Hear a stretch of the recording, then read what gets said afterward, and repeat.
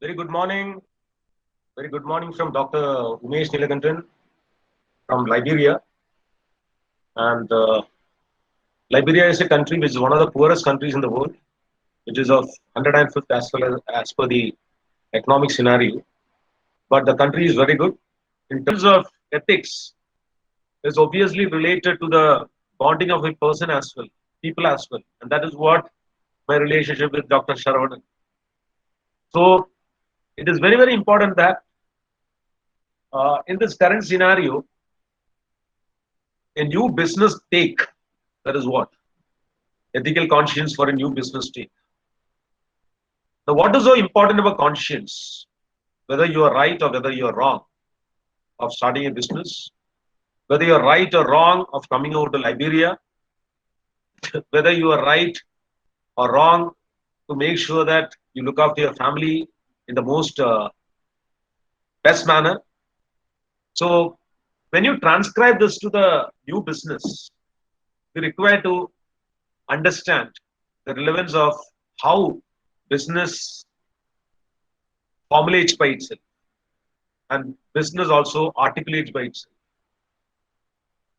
And this webinar at Wet Institute of Arts and Science Erode on June 6, 2002, the right time, the time here is 5, I think it's almost 5:40 in the morning. Now, it is very important that we need to have an introductory perspective. It's a very interesting sentence which I had taken out from a different good source. It might scandalize you to hear that I keep a lady in my car to instruct me on which way to go in life. In 3 kilometers, turn left, she commands. Turn around, she pleads. Coming up on your right, you have arrived. She advises. She is of course, a global positioning satellite navigator, and I would be lost without her calm voice telling me where to go. She can be wrong at times due to mechanical faults or wrong information. Sometimes I ignore her or switch her off, but usually I obey her. And if I don't, I'm usually sorry later. In lots of ways, conscience might seem to function like my satellite navigator. And so we might call her conscientia, though I will argue that conscience is not like a satellite navigator. Many people think that it's a sort of angelic voice distinct from our own reasoning which comes. And as it were, from outside us. Even if we hear it in our heart, it is generally trustworthy, but we must decide to obey it or not. So it is so important that we require to understand whether there is a right or wrong of the person who guides you, whether the voice is so important, and whether you feel that that voice is connected with your heart. And if you feel that it's generally trustworthy, we must decide to obey it or not. I'll just share a small example which I quoted in my last webinar with Vellore International University. Freedom at Midnight by Larry Collins and Dominic Lapierre, written by Larry Collins and Dominic Lapierre. In that, Lord Mountbatten, during the freedom, during the partition, there was absolute riots or lack of understanding between Hindus and Muslims. And Mountbatten had only one choice. One is Mahatma Gandhi as its one-man army and Indian Army. And Mountbatten decided, because the worst hit was Calcutta, and Mountbatten decided to send Mahatma Gandhi to Calcutta. And Mahatma Gandhi's only weapon is non-violence. And there is also a spiritual connection from the heart, inside the heart. That's what the voice of distinct that came up from Mountbatten's side. Mahatma Gandhi went to Calcutta. He started his purpose for in the sense of non-violence. He asked everybody to put their arms and ammunition. Everywhere else, there were a lot of riots. For ninth day, after 9 days, everybody started to put their arms and ammunition in Calcutta. But riots were continued in other parts of the country. And I should say that till now, in Calcutta, there has been no riots. And this distinct voice has emanated from a heart from both Lord Mountbatten and Mahatma Gandhi, which had to be integrated. So we normally feel that in the aspect of physical advices, we may not take the inner heart status, and conscience expects that to take. That is what the conscientia means by. So this book, I don't know whether anybody has read it. This book is so important, Freedom at Midnight, by Larry Collins and Dominic Lapierre. Obviously, there is another book called My Experience, Truth and Love, where the autobiography of Mahatma Gandhi. But this particular book is so important. The inner heart, that is what it's basically an inner satellite navigator for people to think and to understand that the voice is quite distinct. A small thought. Do you know that 92% of millennial consumers are more likely to buy products from ethical companies from now? People have decided. And that 82% of those consumers believe ethical brands outperform similar companies that lack a commitment to ethical principles. 92% of the millennial consumers. Because COVID is indeed a blessing in disguise for all of us. And the consumers have become so heartful to understand that we need to exist in this society and we need to sustain, and we need to make sure that organizations have to be competitively advantageous with respect to their launch and the new thought. So we need to make sure that all these ethical brands, 82% of the consumers believe ethical brands outperform similar companies. Do you believe it? Just have a thought on this. What does conscience really describe? Conscience describes two things: what a person believes is right and how a person decides what is right, more than just the gut instinct. Something really comes out of the heart that this is going to be the right thing when something happens. Our conscience is a moral muscle, indeed an internal moral muscle which helps us to advise others. By helping us of values and principles, it also becomes a standard which we use to judge whether or not our actions become very ethical.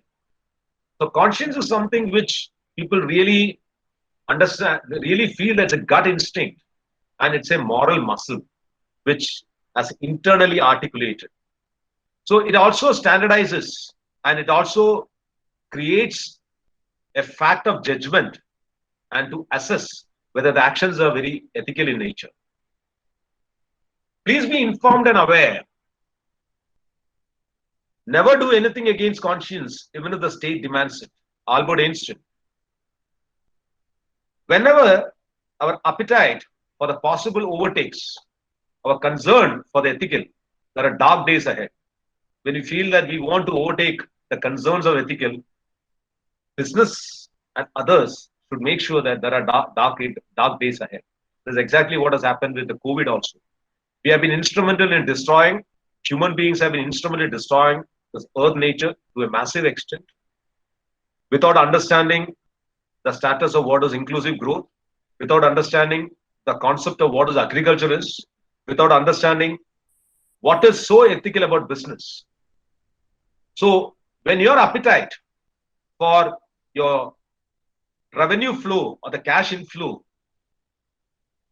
becomes so exaggerated and you move beyond all ethical status, we should understand that there are dark days ahead. And always morality discounts a bit of friction and discomfort. We know that. People are not happy with the way people do. There are good understanding from, it is not on a political scenario, but the Prime Minister of this country, Sri respected Narendra Modi, when he launched the Swachh Bharat Abhiyan, it's a moral determination which actually conceptualized the reason of why the Ganges has to be completely waste free. Nobody had thought about this, even though we discussed a lot of things. It was a determined effort, and to a certain extent, he has been very successful. So people may have different opinions, but we should make sure that there are absolutely difference between governance and politics. That's exactly what is morality requires a bit of friction and discomfort. Because when a person comes to the governance scenario, it's going to be different. And similarly, different examples. You may feel that your honor or an institutional head may not hear to you because the reason of not hearing to you may be due to various reasons, which he may not be able to tell you because of confidentiality, because of various reasons. The more comfortable we are, the less likely we are to contemplate the ethical significance of what we are doing. So, when we say that we are very comfortable, we are less ethical. We feel that we are not doing the right thing. Are we doing the right thing when there is the Das Capital says that the haves and have-nots are very important. The bourgeois will be overthrown by the proletariats through the revolution. When that aspect is being told by Karl Marx and Das Capital, revolution is not something democratic. And when this particular political outfit actually came into election, they had discounted what is revolution is. So there also, but they are not just instrumental in making sure that whatever they do is not being admitted. There is nothing wrong in nothing wrong in approving. There is nothing wrong because whatever you're doing, it is with a conscience.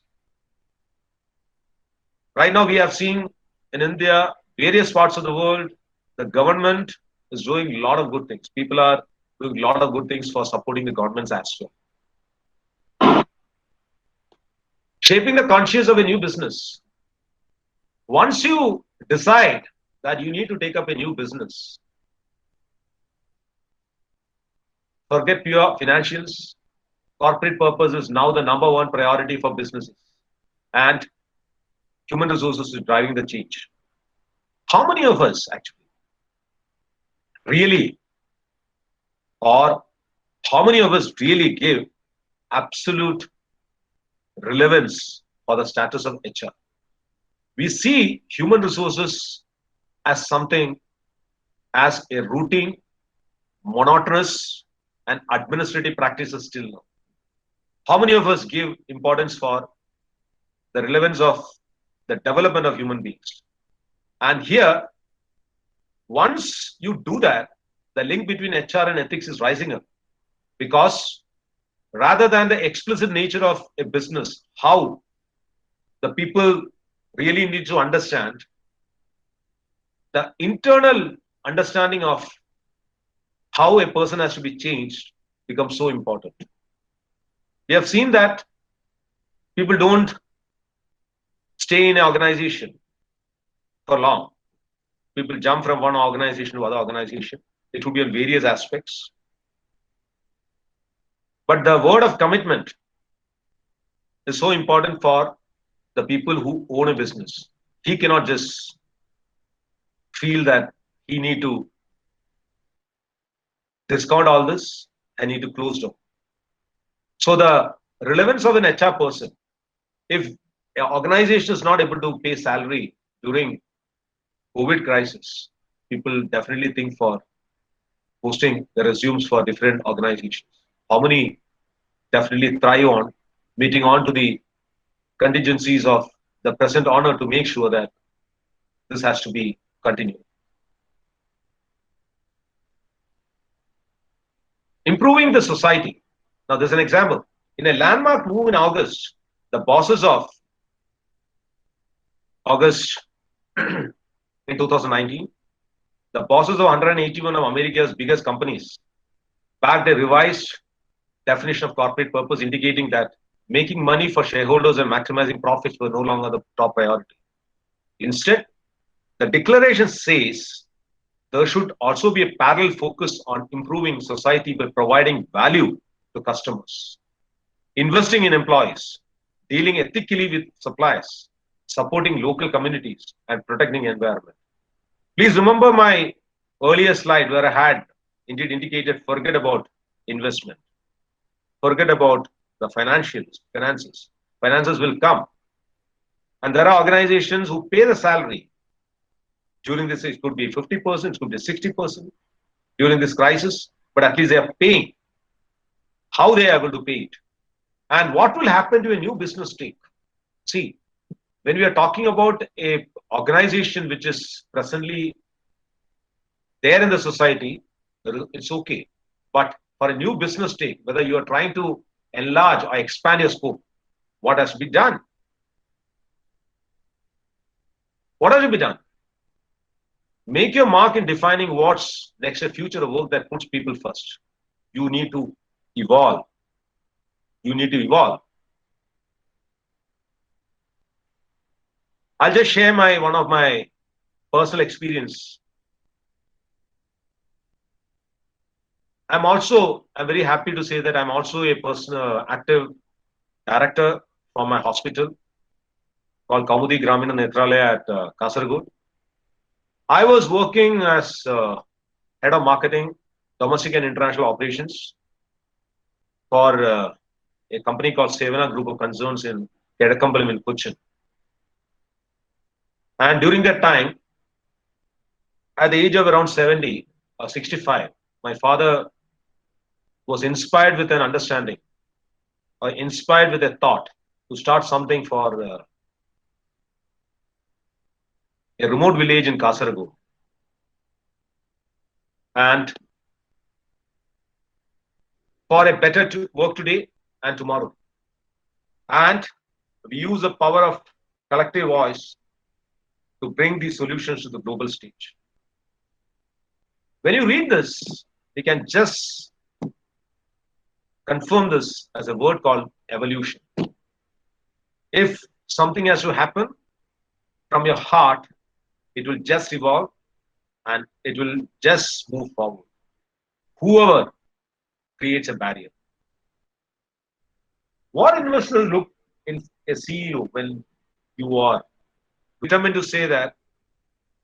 I don't know whether there are IT professionals sitting in front of me. There should be IT professionals.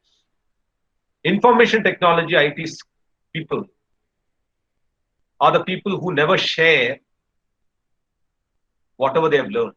Because since I have completed my PGDM program as working in one of the institute, there are people who never shared. I was almost 25 years back. There are times when I couldn't understand what is an Excel or a Word or PowerPoint. They didn't share with me. Because IT people feel that they will be unseated. Now, if the boss feels that your subordinate will unseat you, that is the end of an organization. You should empower others, and people will definitely support. And people should definitely support the system, not the person. The person may be quite different. And there are at times we need to adjust to rapid changes as well. And beyond this, the social responsibility of the boss as well as the employees or the team is so important because we need to have a long-term thinking. Only when you have a long-term thinking for a business, the conscience will be a navigator for you. It will not be a navigator, and it will not be a navigator if you don't have all this. How holograms will change the way we work. Emerging virtual communication technologies are promising to unify an increasingly dispersed workforce. We talk about blended learning. In Liberia, we are around 15 years back to India. In order to make people understand online, it's a real tough scenario. And still, yes, certainly 60% of the work has to be done through conventional teaching. Then only teaching becomes really interesting. It's very hard, whatever you do. But the virtual learning or virtual technologies are indeed a augmented reality. There is a lot of support necessary for that. So it did change the way we work. Now we are doing a lot of online. Right now I'm doing a webinar online to Erode Betts College of Arts and Science. Various requests have come for webinars. So these all actually connects to the relevance of how virtual companies. So new business take requires to really penetrate into this particular scenario as well. Above all this, divine law is a natural law. John Henry Newman, in the 19th century, defended the objective and sovereign character of the conscience. He described divine law as a rule of ethical truth, the standard of right and wrong, a sovereign, irreversible, absolute authority in the presence of men and angels. One man's participation in this divine law is called natural law.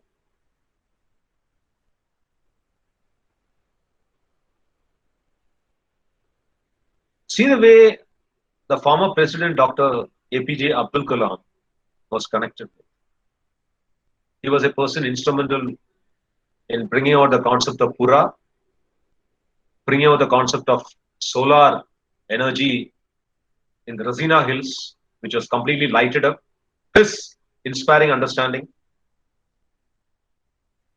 He was a person totally connected with naturality, and there was an understanding from the inner heart. The way Mother Teresa was instrumental in bringing out great institutions for social cause, and how many people are living with that. It's an institutional propriety where a system has been evolved, where people live. It's quite embarrassing right now. God has also actually been not very kind enough with COVID. The temples, churches, and mosques has been closed down. So whether there is a divinity inscribed in human beings connected with its naturality. Can we justify or comfort to the people who are feeling the negative impacts of actions? I'm sure that this photograph provides a total understanding of what impacts you have done to the society. Are we responsible for indirect violence? Even if we don't commit acts of violence ourselves, we can regularly find ourselves interacting with institutions that cause harm to people, the environment, and society. Can we keep our hands clean always? I'm not convinced in a world of karmic balance where bad people are punished and good people flourish. In fact, I'm not totally convinced in the idea of good and bad people at all, but that's for the another time. So we need to understand that always we all feel that the bad people are punished. The bad may not be always bad. And we feel that good people always flourish. It may not happen also. Can we trust organizations with our data? Large organizations that collects, uses, stores and shares personal data provided by members of the public. There are laws that limit how the data can be used, but people are finding ways of working around them to use this information for other purposes. There is no suggestion that any laws or rules are being broken here. But whenever we hear people talking about how they managed to do this, the only question, what ethical issues were considered? So large organizations that collects, user, shares personal data provided by. Now, It is so important that can we trust all this data? People will be embarrassed to anyone or be booed out of the room, but none of this feels right. It feels like a significant breach of trust. The mantra is people before profit. Most people take for granted that newspapers, for example, regularly take stands on moral issues and applaud when corporations put people before profits. But whether a for profit business should have legal protection for its freedom of conscience is a hotly disputed issue. This is exactly the status of communism. They feel that the businessmen are always there to make money, but they don't see the way that the money is so important for institutional development. You need to support the business. You need to have legal protection. When in Kerala, the computer was blasted by in 1984 by a political party, the same party actually is instrumental in coming out with their understanding of why computers have become so important. But they have not yet confirmed sorry for that. I cannot understand why they require not to tell sorry. The role of bottom line. It's said that when one takes up potential business impact of ethical commerce and corporate philanthropy, brand authenticity, the brand confirmation, has never been more crucial to a business success. And companies that have dedicated themselves to the greater good instead of solely to their bottom lines have seen a remarkable surge in support and revenue. So, brand authenticity is not what has been instrumental, has been very crucial always. So, it is the ethical conscience again, how those numbers actually, how do you improve on the bottom line? Why are we not able to do the business during this time? We could have, even though we have learned a lot, even after 73 years of or 72 years of experience, there are still places where electricity is not there. There are still places where internet is not there. Today I suffered in the morning because of rain, even though Liberia is back 15 years back. I can really take that particular thing into consideration, but not in India. Future HR leaders need to think like marketers. Having human resources embrace the methods of the marketing department can help attract top talent, improve retention, and even grow the business. Human resources has to embrace with the methods of marketing department, and HR leaders have to connect like marketers. They have to be selling people. The thought for integration. The disruptive age of customer centricity means the pressure is on business to be agile and take a more holistic view of both the employee and customer's experience. Traditionally, siloed ways of working in HR and marketing working are no longer relevant as fresh opportunities. Emerge to collaborate and attract the best talent while fostering an inclusive culture that drives greater brand advocacy. So it is so important that whatever functions we have, it could be HR, it could be marketing, it could be operations, it could be anything else, but we need to connect with all this function, and we need to make sure that these functions create fresh opportunities. During crisis, Wisconsin welcomes you. You need to be on an open heart. You need to integrate with your services. We need to understand that in a problem, there is a solution. I still remember one of my professor in IIM Ahmedabad discussed about Dr. Abdul Kalam's failure management. Indeed, Dr. Kalam was also there. Unfortunately, we couldn't attend the session. It was always a crisis for Abdul Kalam, Dr. Kalam.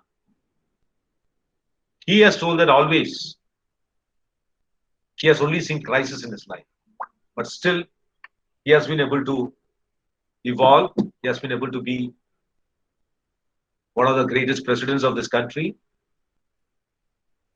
He has been instrumental in defining how people are so important, how solutions are very important. When he came in Kerala and addressed the Legislative Assembly, when he talked about the 2030 mission, when Sri Uman Chandi was the Chief Minister, he came and told that I look forward for days when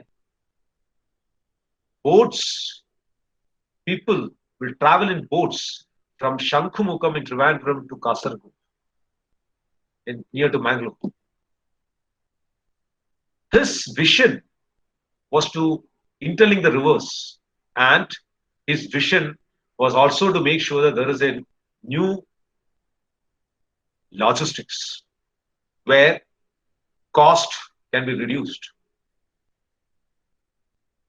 So that vision cannot, or that particular thought cannot come from a person who just drive with natural law, but a divinity has to be connected with the naturality. New business forming established. Employer brand strategies that has to be the best practice. Making the recruitment process a collaborative campaign and building brand advocacy from the inside out. We always feel that the branding has to come out from the customers or has to be connected with the customers. Is our brand connected with our employees? At this level, the main difference between HR and marketing has been that human resources focuses more on engaging with the internal audiences, while the marketing team works with external audiences. But experts agree both function with a shared goal of clearly and consistently communicating the vision, mission, and values of the organization. So it is so fortunate that there are solutions for any crisis. We are also running through serious crisis.